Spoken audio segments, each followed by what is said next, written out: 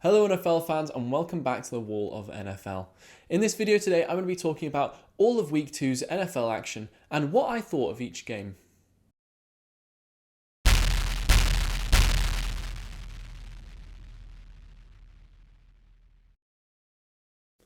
I remember when Thursday night games didn't really used to be that good, but now this year, with the Cowboys and the Buccaneers and the Giants and the Washington football team going down to last second field goals, they've actually been really good and very tense. I thought that this week the Giants lost in a way that only the Giants could ever lose a game. Jumping offsides on a last minute field goal that actually the football team's kicker missed, and giving them a second attempt to kick for the field goal was just no luck. Of course, the football team ended up winning the game with that last second field goal. And Heineke actually had a pretty good game in this one. And I think that as he continues to grow as a passer, the Washington faithful have been really accepting and loving of him. And now he's kind of one of their favourite players. He had 336 yards and a 99 passer rating to cap off the day. Zach Wilson and the Jets had absolutely no luck this weekend against the New England Patriots. Bill Belichick is really good at coaching against rookie quarterbacks, and I've got to say, his record is almost spotless. So we kind of knew Zach Wilson was going to have a tough day, but 4 interceptions, that's pretty bad. I thought Mac Jones would have a much better day than he did last weekend because I think that the Patriots are trying to protect him a little bit more and not force him to throw the ball a lot. So he only ended up with 186 yards. And no scores and no interceptions. So I guess no interceptions is good. But, I would have thought that maybe the Patriots would have wanted to see what he can do against a team as bad as the Jets. The Jaguars had a lot of fight in them this weekend against the Broncos. Although, saying that, it felt a lot like Lawrence versus the Broncos rather than the Jaguars against the Broncos. And I think that if the Lawrence and the Jaguars are going to have success, they've got to run the ball a lot more. And it feels like that if Lawrence is just going to be forced to keep throwing the ball without any help from the teammates around him or the coaching staff, he might not develop to be the player that we hope that he will be. He had less than 50% completion percentage and more interceptions than touchdowns. So I really hope that the rest of the Jaguars can really try and support him a little bit rather than relying on him so heavily and forcing him to make errors against such a good defense in the Broncos. Patrick Surtain had a great game on the other side of the ball, so it looks like he's going to be developing really well under Vic Fangio. I was not quite expecting to see a blowout quite like the one we saw between the Bills and the Dolphins this weekend. They're both really good defensive teams, and so I was quite surprised seeing a 35-0 result to the Bills. I think Brian Flores, the Dolphins head coach, is really good, so it's surprising that they only scored 0 or didn't keep the Bills to a much lower scoreline. I think losing Tua early on in the game to an injury is quite unfortunate and may have hindered their offense, and it also hinders the development of their young signal caller. I think that Tua is quite injury prone and was so in college, so it's a bit disappointing to see that it's happened again in the NFL, but hopefully it's just a short injury. Josh Allen, the Bills quarterback, didn't quite have the best game statistically, so I think it really shows that Sean McDermott is a brilliant head coach for being able to secure such a fanatic win with not so much amazing plays or amazing work from the rest of his Josh Allen and his teammates. The 49ers and the Eagles had a real closely fought game ending 17-11 by the 49ers. I think from a 49ers perspective, it's really encouraging to see that they can win the game defensively as well as offensively, which we saw last week against the Lions. I think that now, without having Lance in the lineup an awful lot, I think it was kind of overstated by Kyle Shanahan how much involvement that Lance would have in the offense. And I think it's a bit better for Jimmy's sake and the rest of the offense that they don't have to keep chopping and changing between quarterbacks. It makes it a lot more simple for the rest of the players to learn the playbook and play really well, just for Jimmy Garoppolo as well. Jalen Hurts didn't have the most amazing game today, and he's only had one amazing career game, and that was last week against the Falcons. So I think we've still got to wait and see whether he's the real deal. He did have a good game on the run when he was running with the ball, so I think that part of his game is quite clear to see that he is one of the best in the NFL at moving the ball with his legs. The Rams at the Colts was actually a pretty entertaining game in the end. The Rams kind of ran away with it in the first half, especially when Carson Wentz got injured and Easton had to step in because the offense of the Colts kind of had to adapt to a different quarterback. But the Rams played really well to begin with until a special teams botched punt and the Colts managed to score a touchdown on that play, which kind of let them back into the game. But Cooper Kupp was running rings around the Colts all day with over 160 yards and 2 touchdowns. Normally in the past, Robert Woods, and Cooper Kupp were kind of splitting receptions and targets, but now Matthew Stafford is definitely favouring Cooper Kupp. We're not sure really why, but I think it's clear to see that Cooper Kupp is a very good receiver and is having a lot of success in that offense. I think that Carson Wentz getting injured was kind of inevitable based on his record, but we'll kind of see how long it takes for him to get back, and at least it was earlier on in the season rather than later on when they were pushing for the playoffs.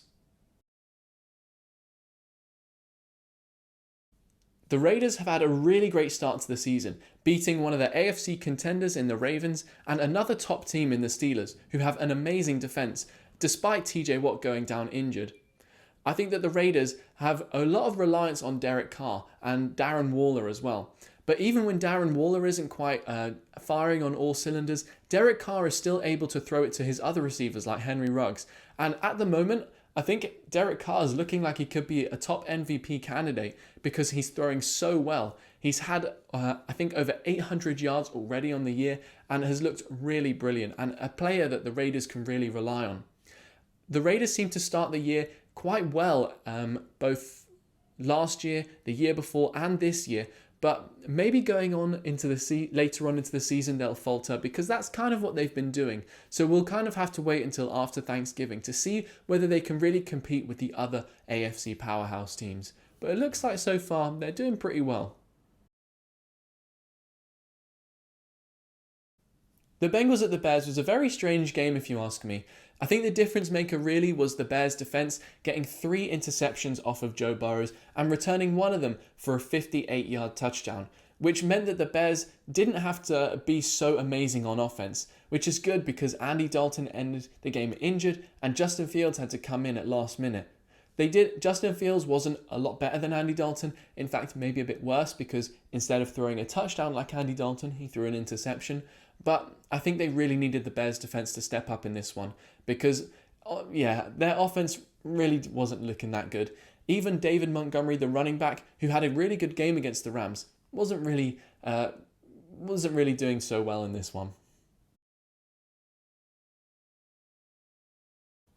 I didn't think the Texans had much of a chance to compete against the Browns this weekend going into it, but they actually didn't do so badly. Unfortunately, Tyrod Taylor got injured though, so they weren't able to compete in the end. Then they lost the game at 31-21. I think if Tyrod Taylor would have been able to stay in the game and stay healthy, it would have meant that they would have challenged to win the game, if not won the game themselves, because the Browns, in the end, didn't do an awful lot better than the Texans, but they did what they needed to do. They really focused on the running game with 156 yards on the ground, and Kevin Stefanski was a really great play caller in this game. Really focusing on the run meant that Baker Mayfield wasn't forced into making tough throws, and really if he was, we kind of all know that he would have made a lot of mistakes, because that's kind of who Baker Mayfield is. When he's forced to throw the ball, he makes a lot of mistakes. So it was a good thing that Kevin Stefanski is such a good play caller and focuses a lot more on the run. The Saints at the Panthers really didn't go as I expected at all. The Saints, they had 12 coaches out due to COVID, and they also have a lot of injuries, especially defensively. So it meant that the Panthers kind of had free reign when they were on offense, and for a lot of the game they led it 17-0. So well done to the Panthers, and they clearly have a better defense than everyone was expecting. They held the Jets last week to only 14 points, and this week they held the Saints to 0 points for a large majority of the game. And in fact, I think that if the Panthers are able to be so good defensively going forward, Sam Darnold is going to have an awful lot of success because he won't have a lot of pressure on him as he did at the Jets to carry the team. But instead, that defense was really solid. And going forward, maybe that's the best part of their team. McCaffrey was really good and back to his old self again, and he was running and receiving really well and was a real pain in the backside for the Saints. The Vikings have had a real hard time over the last couple of weeks, losing to game-winning field goals or game-missing field goals in both weeks. Last week, the Bengals scored in overtime with their field goal, and this week, the Vikings missed with their field goal in the dying seconds of the games to give Cardinals the win. The Cardinals played a decent game today. I think that defensively they've got a lot to improve on based on this week, but Kyler Murray looks like he could be this year's MVP. He is looking so good on offense. He is a real game changer. Kirk Cousins did really well for the Vikings, distributing the ball really well to all of his wide receivers, and Dalvin Cook was brilliant on the ground game as well. I think it's really coming down to individual errors, the Vikings' losses with Dalvin Cook's fumble in overtime last week and the missed field goal this week. So I don't know whether that's anyone's fault because they're just mistakes, but if a lot of mistakes keep happening, maybe we look at the coach for those mistakes because surely he's got to coach them out of them, right? The Falcons actually managed to keep up with the Buccaneers in stages of this game.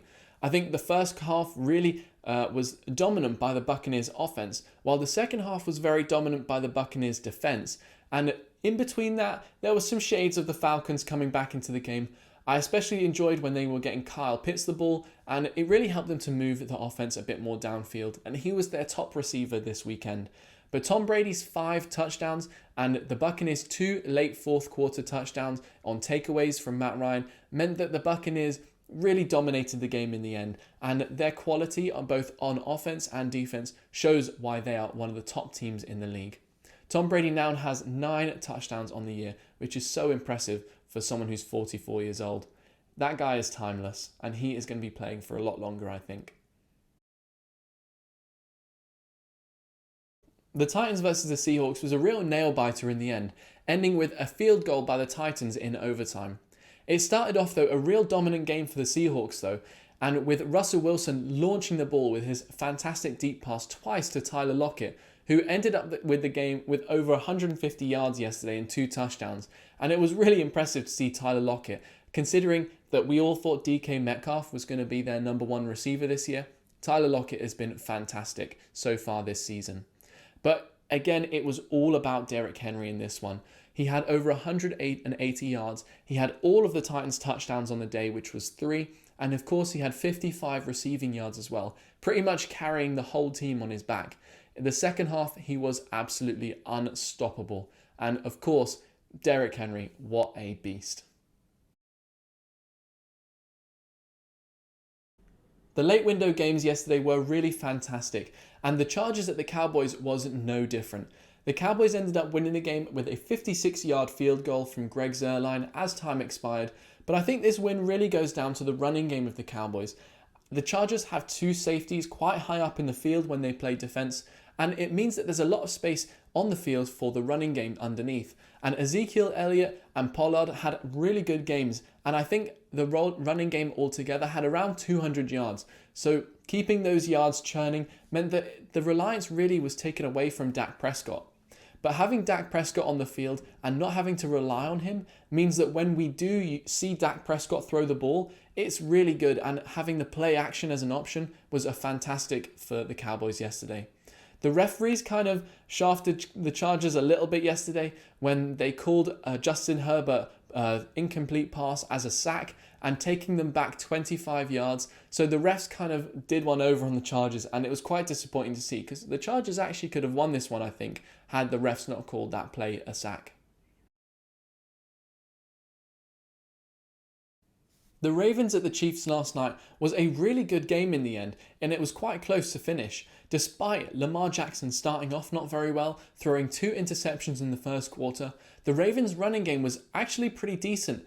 The movement of the offensive line and the play calling on offense was actually really good, and it meant that they managed to stay in the game despite Lamar Jackson doing not so well throwing the ball. The running backs and Lamar Jackson running it though were really good, and it meant that the Chiefs did struggle with that a little bit. Hollywood Brown, the wide receiver, did actually have a real breakout game despite Lamar Jackson not throwing the ball amazingly well. He would have had a lot more yards and maybe another couple of touchdowns if Lamar was throwing at his best ability. This loss for the Chiefs has been the first for Mahomes in September, and he threw his first interception as well. So a lot of games first, a negative first for Patrick Mahomes in this one. The game ended with an Edwards-Helaire fumble picked up by Owe, and it meant that the Ravens could take a few kneels, and it was just a fantastic finish for the Ravens.